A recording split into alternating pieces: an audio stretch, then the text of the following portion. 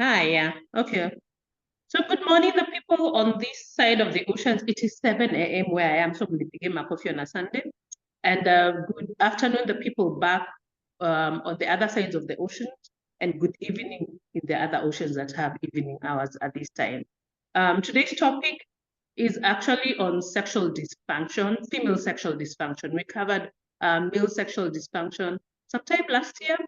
And if you go to our YouTube channel, you will find it there. We also just covered, Maggie will remind me what we covered about sex, the way sex as a performance sometime last year also. So today, this topic was requested.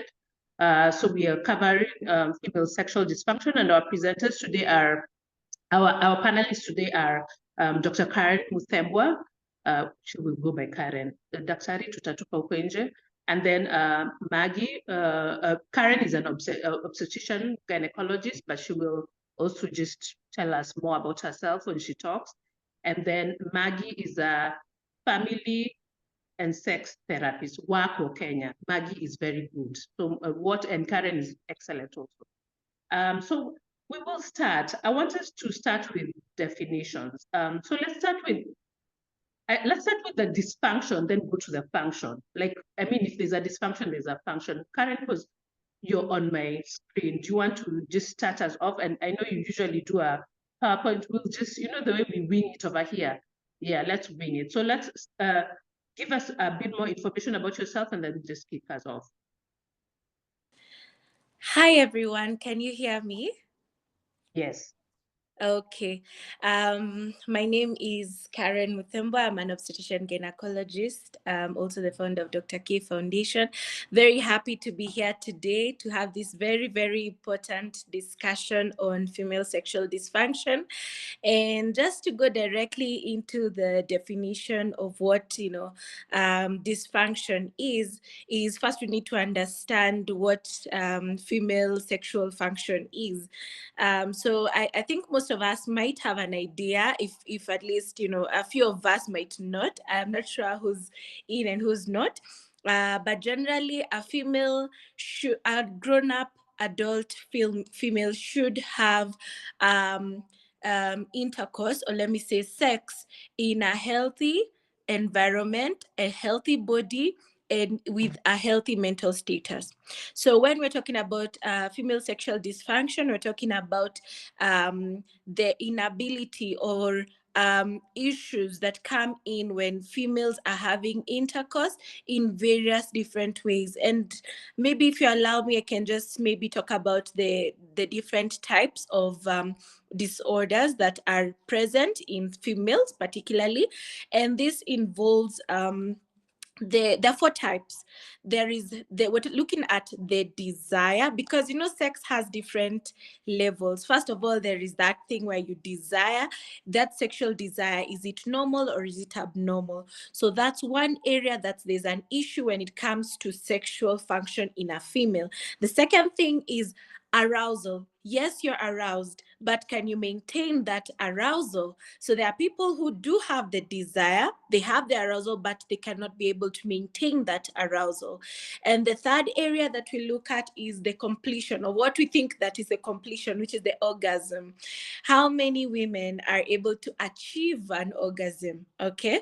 And then, or to sustain or keep having an orgasm, because you'll have maybe one person who used to have, and then that goes away. So that is another area of dysfunction. And the fourth area is painful intercourse, and that can really, really cause a lot of devastation with most of our women. But these are the four areas where we look at female sexual dysfunction.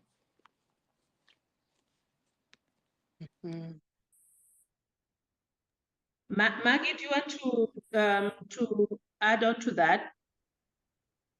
Hi everyone, it's good evening on my end. It's 5:10 in Nairobi. So my name is Maggie. It's really Margaret, but everyone calls me Maggie Gitu. I am a marriage, family, and sex therapist. I know it's a very long title. So in terms of female sexual dysfunction, but I get to deal with the impact. So by the time they're coming to me, they're coming to tell me, yes, I'm having painful sex, and It's really affected my marriage. It's bothering my self-esteem. I'm really frustrated with myself or with my partner. So I get to deal with the thing itself and then the impact of that thing. Sometimes clients come to me directly. They just find me on social media or whatever. A lot of times gynecologists and urologists and other doctors will send them to me, right? I've even had a neurologist send me patients. So and that's the thing, then I get to investigate along with the client what could be causing this dysfunction. So then we look at things like the biological causes, psychological potential causes, sociological ones, spiritual ones. Sometimes it's just a misunderstanding of maybe they have mismatched expectations, like expectations and reality. So somebody might say, I thought when I got married, I'd be having sex every day. So they may not necessarily, so they're experiencing their sexuality as a dysfunction to them, but that's not necessarily the case, right? So I want to look at the dysfunction and the impact of that dysfunction so I can address both, right?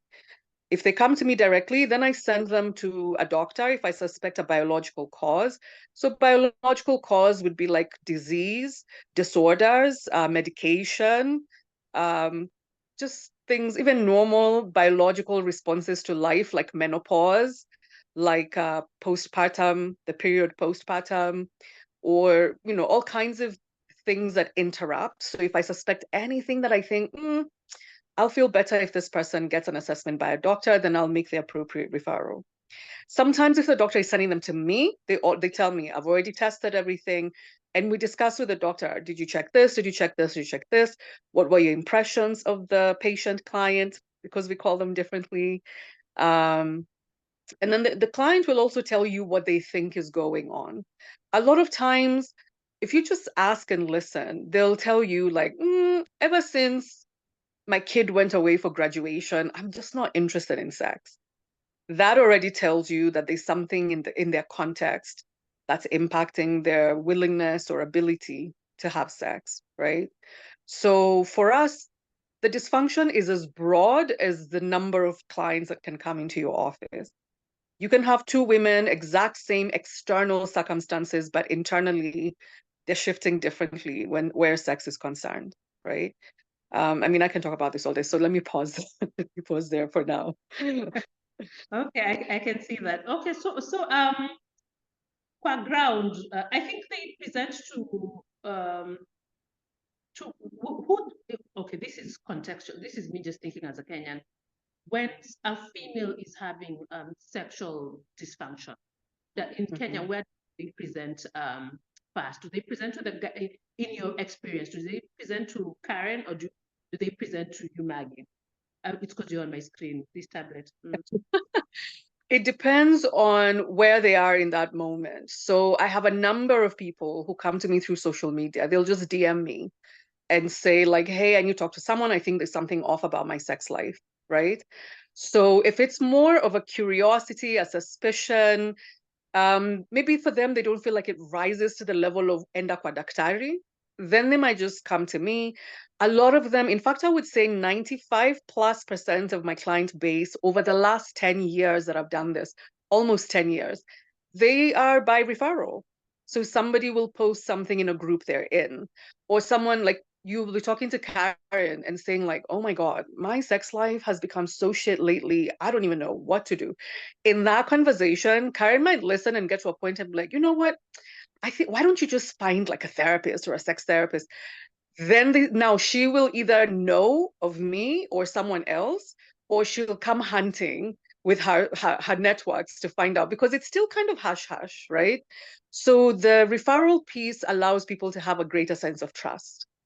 If they feel like, I don't know this lady, but Karen's, sourced her for me or told me about her, I've searched her on YouTube, I feel like wazimu yake na yangu zitaendanisha, let me just reach out and tell her, right?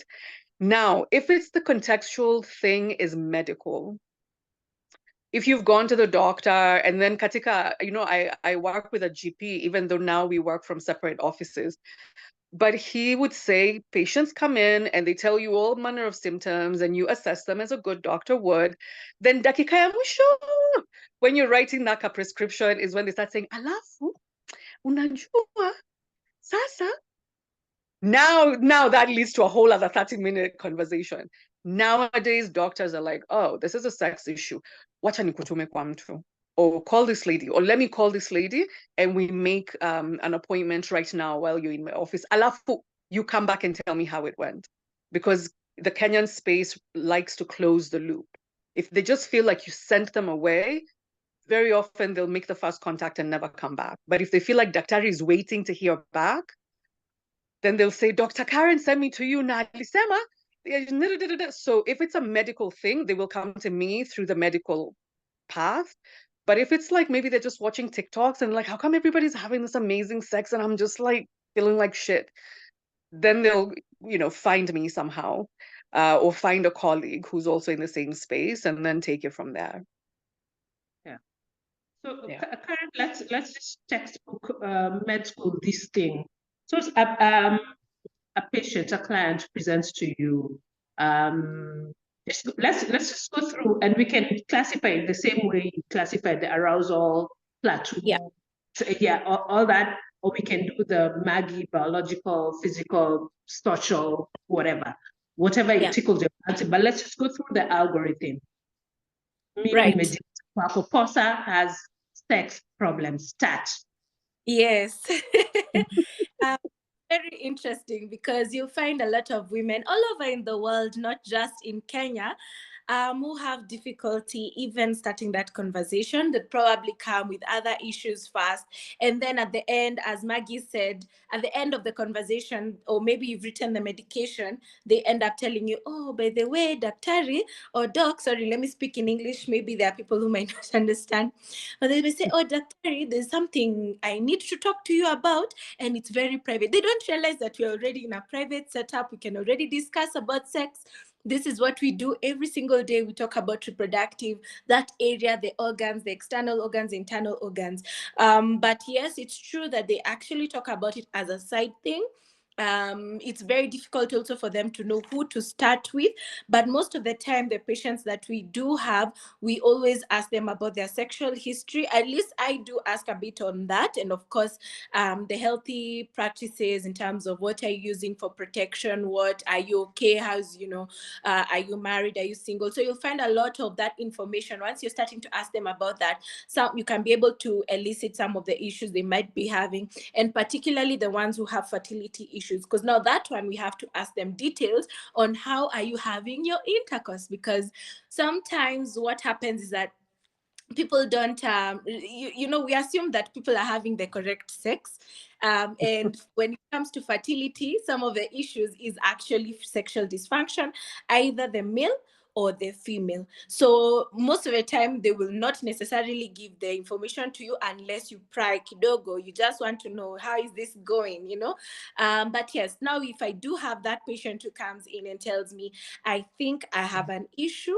I don't feel any. Women actually say, I don't feel anything at all when we're having sex, or maybe I'm having too much pain when I'm having sex with my husband or my partner, and that's when we have the conversation. So what we do, as I described, we have like different types of sexual dysfunction in female, and just a quick repetition for those ones who just joined in, we have 4 places where we look at where the problem is in your sexual life.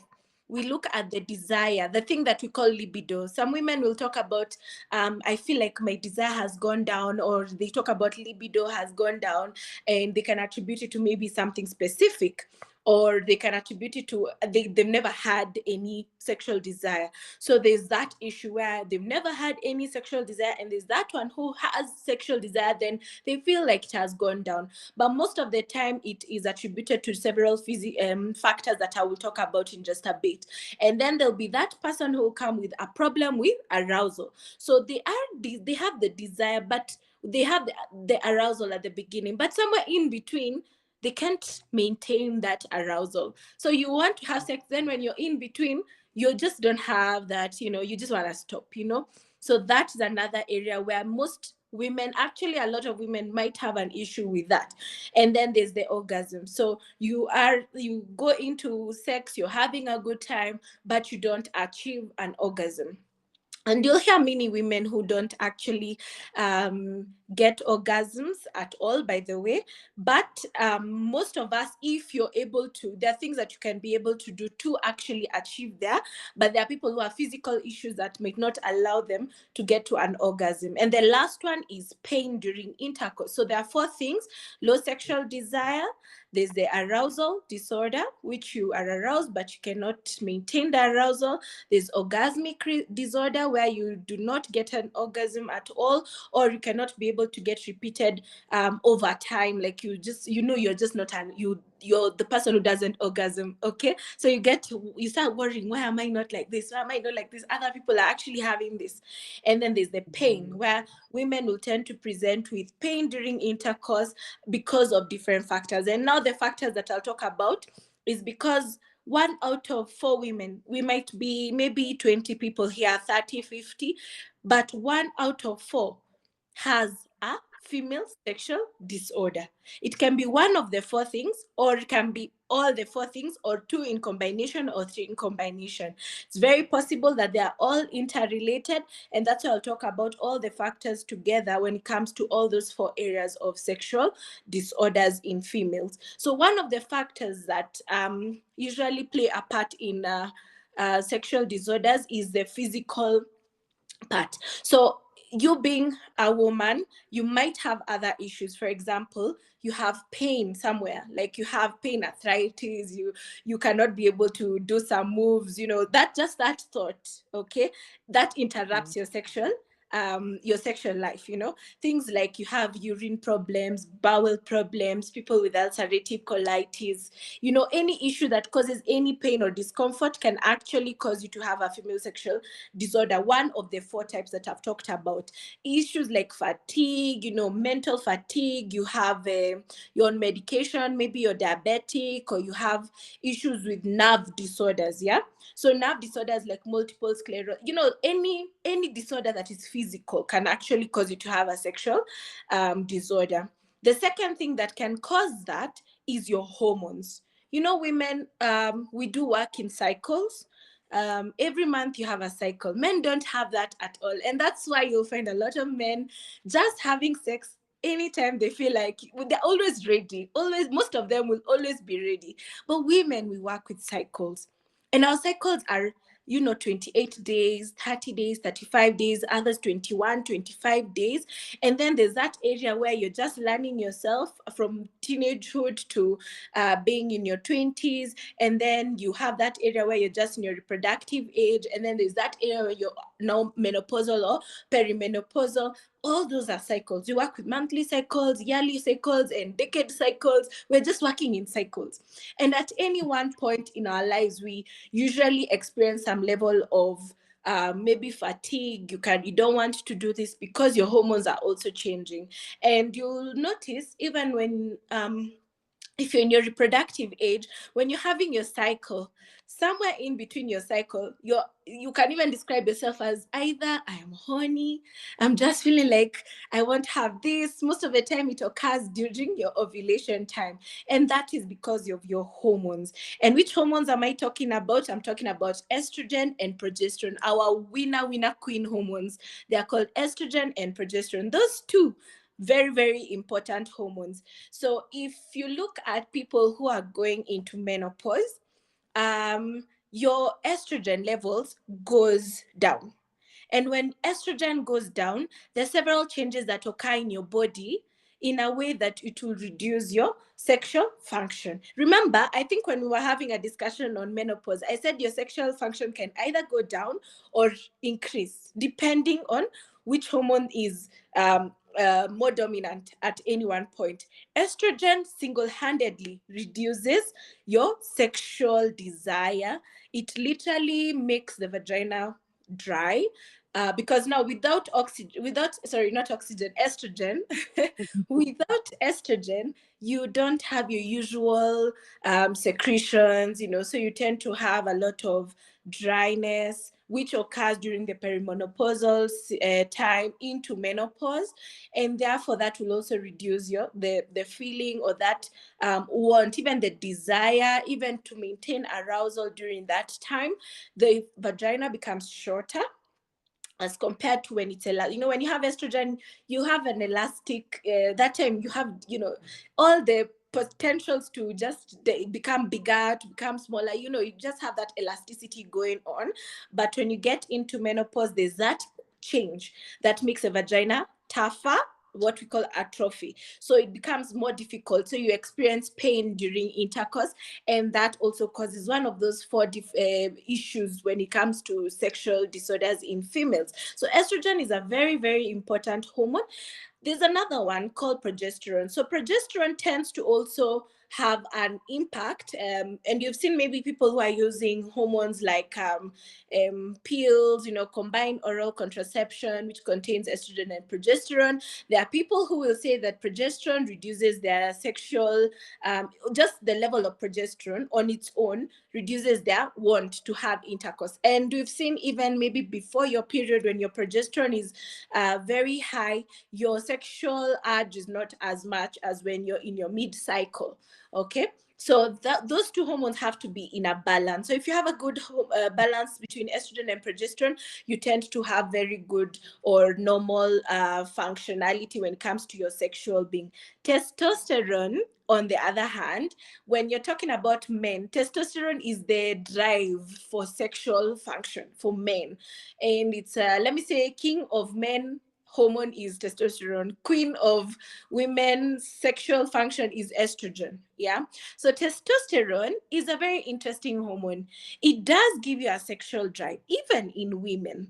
So the normal level of testosterone in women will give you a normal sexual desire, which is very good. And that's why when you also go to menopause, when the estrogen has gone lower and the testosterone is a little bit higher, or at that time, now that's when you have a little bit of the testosterone going a bit higher, is when there are people who will get a high sexual drive. So testosterone does have a play in your functionality. Great. Yeah. Then the other thing that so I've talked about physical factors, I've talked about hormones, and the last one is going to be the psychological issues, which now Maggie comes in very well, because psychological factors are the number one cause of sexual dysfunction in both male and female. It might not be a physical issue, it may be a psychological and a social issue. What am I talking about? I'm talking about things like anxiety, depression, any mental issue that may direct your thoughts into other things other than being present in the moment. Okay, being present in the moment, I'm talking about when you're with your partner. What are you feeling about him? Is it something about your communication? Are you having an issue in terms of something you don't like that somebody did to you and you cannot handle this during intercourse? That on its own can actually reduce your desire, because you start with a desire before you have to see first to get attracted, to feel some sort of way, so that you can have an arousal. So if you're constantly having issues with your partner, fighting, maybe you're disappointed about something, maybe he does not come home on time, he's probably going to take alcohol at night with his friends because he's also frustrated in his own way, or even him is having sexual dysfunction, that's gonna affect your thoughts, and it's going to affect how you're going to act, how your cycle will be, how your attraction is to them, how you're going, your desire, your libido, how you function during that sex. That is very, very important. Things like social issues, like religion.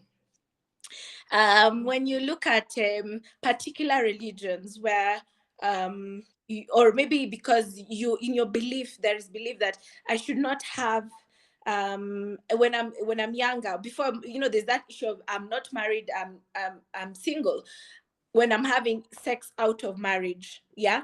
If your mind is like, I shouldn't have sex, but then now you have this person right in front of you and you're about to have intercourse, then that will affect in terms of how you're going to interact with the person.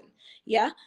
You'll find people who are also already married, but then again, they have maybe extramarital affairs, and then you find on TV in Kenya, you find people who are stuck to each other in a motel somewhere. All that is because of the psychological. Yeah. And you find like your body starts to react in a certain way where you get things called vaginismus. That's a tightening of the muscles of the vagina around the penis, and it gets stuck. And that is actually a thing. Yeah. And it's a very scary situation. It's embarrassing, and you'll find it most of the time when it is not in the right environment. You're stressed out. You're already thinking that I'm doing something wrong. You're hiding. Maybe there was an issue with rape or assault when you were younger. So now that you're in a relationship where you're having intercourse, you have all those thoughts going on in your mind, and then you have closure of the vagina. And sometimes it's very, very painful during that tightening of the vagina. So all this work together, the physical, the hormone, psychological, and the social aspects that actually contribute to female sexual dysfunction. Yeah, so I don't know whether I go into the management or I maybe send it back to you before we go further. I can talk. Sorry. But could you just touch on, I know it talks about the dyspareunia, the painful sex. The question Sharon has asked about the fibroid, and you can just touch on that, the painful part, then punt it to Maggie. Okay, maybe you can read for me the question. I am on, I'm not able to read it. But is it about dyspareunia in view of fibroids? Yeah, can the position of a fibroid cause pain during intercourse, especially in deep penetration position? Also, Yeah. could you touch on the pill and how it affects libido? Okay. Thank you. I think for the pill, I talked about the combination of the estrogen and progesterone. Just the presence of progesterone can actually or may potentially cause some changes in how your libido is or your sexual desire. So yes, that is possible, but there's also studies that have shown that progesterone, even together with estrogen in the right amounts, will give you normal sexual function.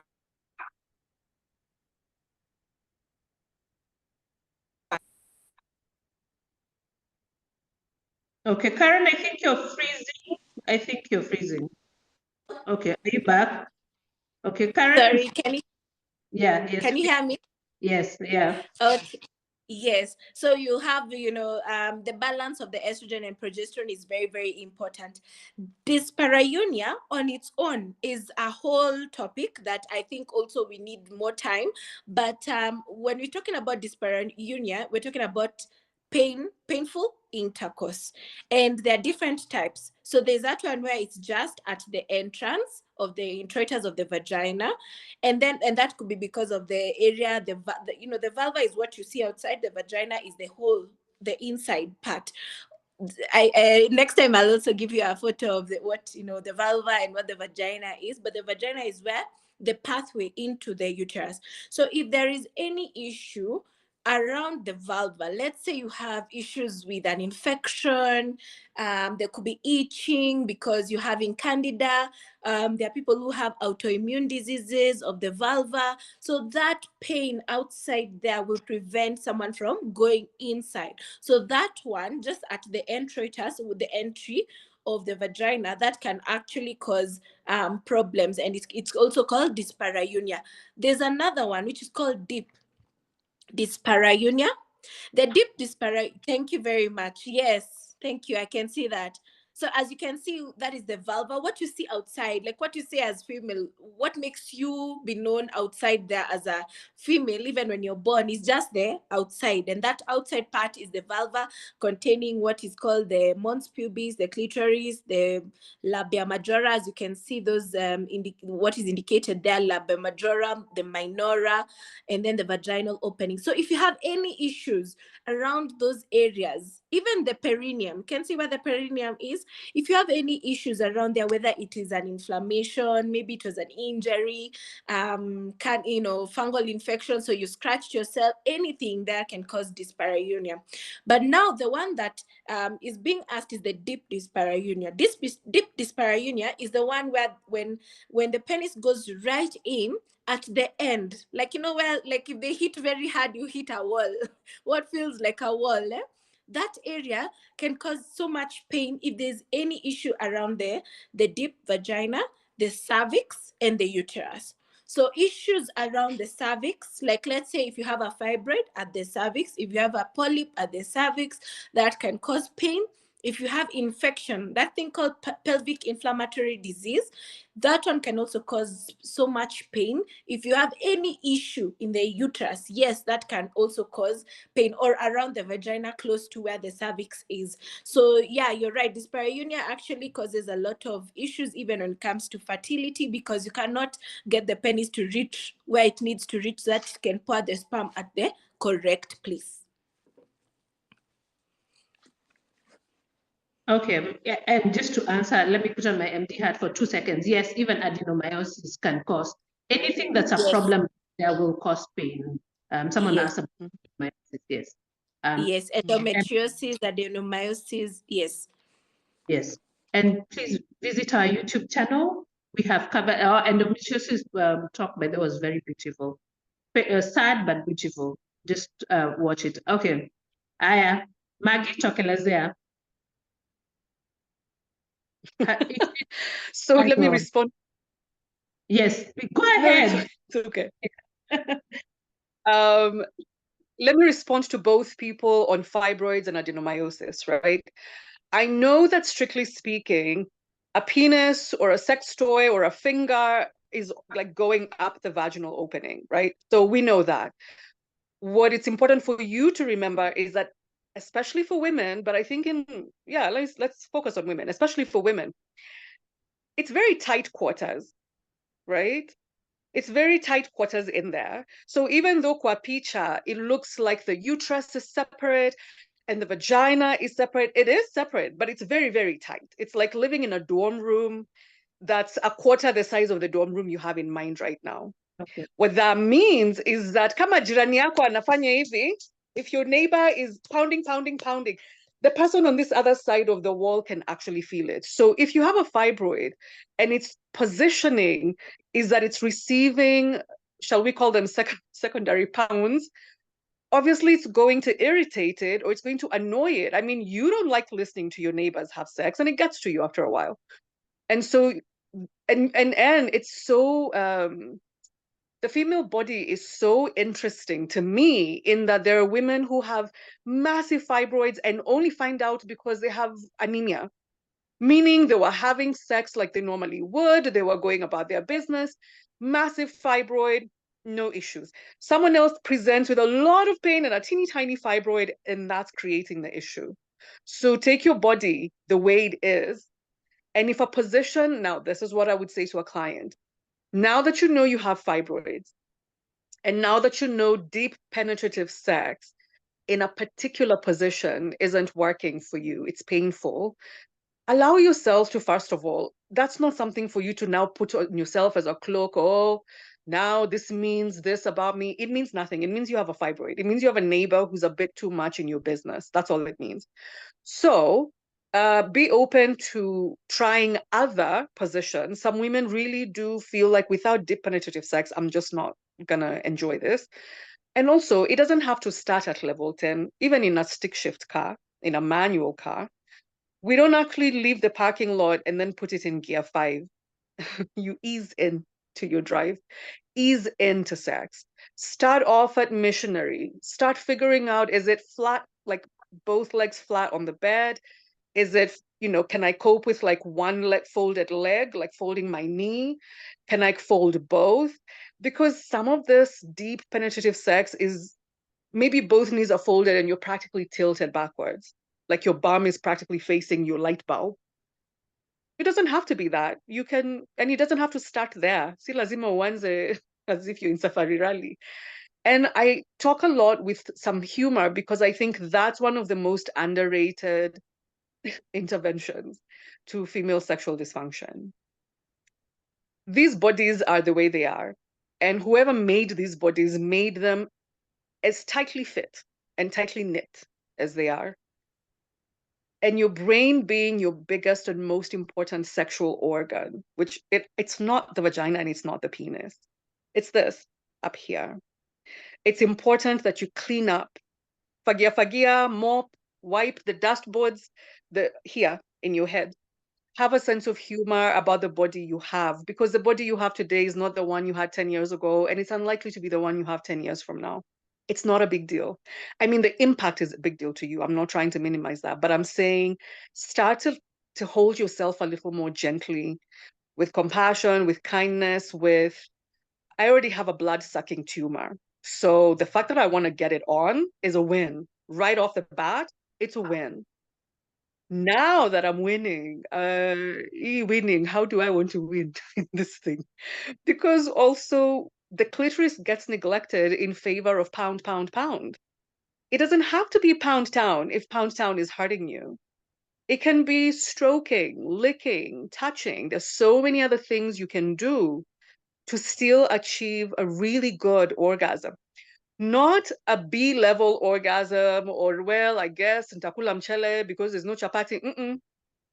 Top tier, high table orgasm. Okay. So have a little humor with yourself, because that's the body that you have. And it's a gift to have that body with all its issues. Everybody has their issues. No one gets out of this life unscathed. Okay. So part of my responsibility and commitment is not just to erase the problem. The erasure of a problem is either Daktari's area or it's not possible, right? If you're going through chemo, I'm not gonna fix your cancer, but I do want to talk to you about if you're ready to have sex and the one you were having before cancer is not the one you can have now. Let's now talk about what are some things you can do so that you and whoever you're having sex with can have, a sex life that feels good to you. And that's the thing, to you, para ti, not to, I don't know, to match what's out there, right? Because again, these bodies are different. So if you have fibroids, adenomyosis, endometriosis, and by the way, those things tend to come with what? Surgery. And surgery cuts across this muscle. And then the healing, I tell people muscle healing is like if you're wearing a striped shirt and then it tears a bit. When you sew it, the stripes may not perfectly align back the way they were before it ripped, right? So your body, you get the opportunity. I don't want to say you have to. I'm very careful with language in my office. I don't use certain words. Like have to, should, expected to, supposed to, those words are banned and replaced with other words. You get to reteach your body a new way. You get to learn, and that's what sex is. Finally, let me also say, sex is play. So if sex feels like this big thing that's intimidating, bring it down to the level of when we were kids and we would knock on our neighbors' doors, Poza Yuko. And then your mom says or your dad says, Poza, your friend is calling. It's play. That's all it is. It's play with clothes on. It's play with clothes off. So think about what's making me not want to play with this person. What's making me not want to play at all with anybody, right? If it's the fibroid thing, I'm afraid they're going to hurt me. Okay, no one likes to be hurt. So how do we figure out the rules of engagement here so that the sexual play actually works for you?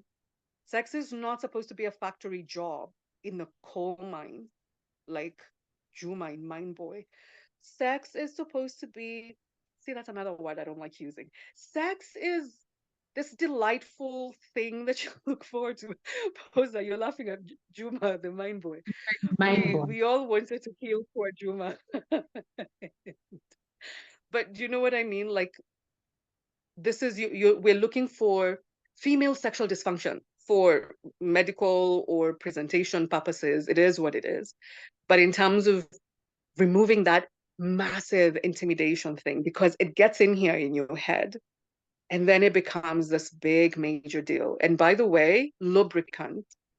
If you're 35, 40, 45 and up, I actually saw a urologist, a female who's also in sexual health, and I think it's her. Anyway, somebody said if you're 35, 40, 45 and up, use lube in every experience. Because we used to think lube is for people who wamekauka. Hata before ukauke, use a drop or two of water-based lube. KY has it, Astroglide has it, there's all kinds of lubes. Because what that does is remove one layer of crap in your way, right? One layer of something that could be an obstacle. Because what about if on that day you're just not lubricating that well? And sometimes we develop tears inside the vaginal canal, not like Wembe because our penis doesn't have teeth, but we develop these like friction